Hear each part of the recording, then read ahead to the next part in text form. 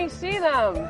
This mob of eager shoppers is not out to find a bargain at a giant superstore. They're a friendly mob, spontaneously descending on a local small business with the objective of spending $20. Today I bought a pair of flip-flops and a bottle of wine.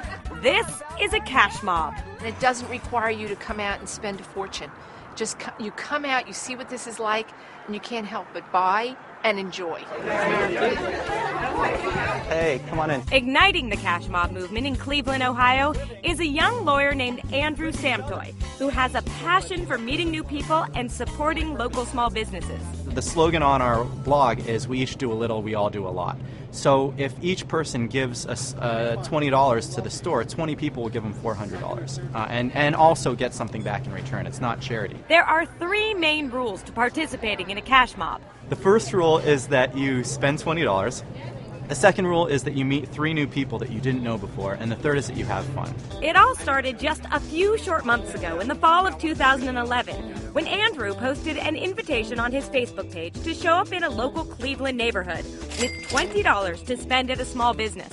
It's one of the ironies about cash mobs, though, that we use social media to get the word out, but we're almost anti-social media. We're using social media to organize people socially and get them to actually meet each other face to face. The small grassroots campaign quickly took root.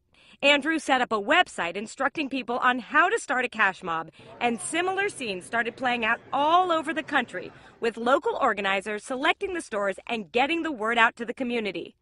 Carolyn Holtz, the owner of the Variety Mart in Bridgeport, New York, describes the experience. It was just absolutely amazing. They were hoping for 40 people. We had over 100 people come. There was a line outside the store. There was a line inside the store, people waiting to pay. 3 of us behind the counter, quickly ringing people up and bagging things. On this particular Saturday, Andrew orchestrated the very first International Cash Mob Day, with over 200 cash mobs happening around the United States and the world.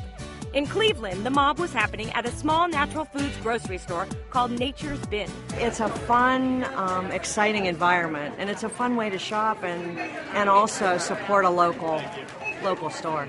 And how much did you spend today? Exactly $142 and change. I just looked at the numbers from today, from 2 o'clock when cash mobs started to 3:30, which is an hour and a half. We had over 300 people come through the store, and they spent way more than $20. Our total for that span of time, an hour and a half, was $9,000. At the same time, in Bridgeport, New York, the cash mob was happening at 2 local downtown stores, Somersault and Bridgeport Liquors. I bought local wine in the local liquor store, so that also supports the community. The method for selecting a small business to be cash mobbed is simple. First off, they need to be locally owned and independently operated. And secondly, they need to give back to their community. And I think the second part is something you can't fake. You can't just say, hey, I'm going to start sponsoring a team, bring a cash mob to my business so I can do this.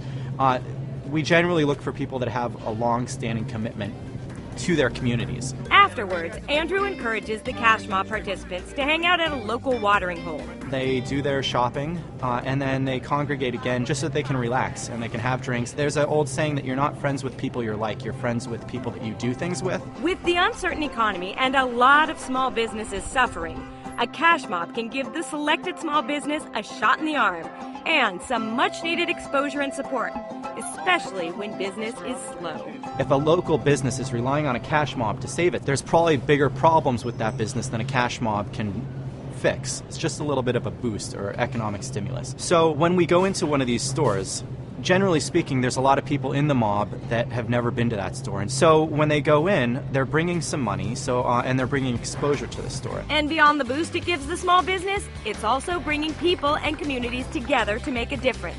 $20 at a time. I think the importance of the cash mob concept is really to build community and show people that they have the power to make a difference in their own community. Is it the answer to our economic woes? Absolutely not. But I really think that it's leading to something that can show people that they can make a difference.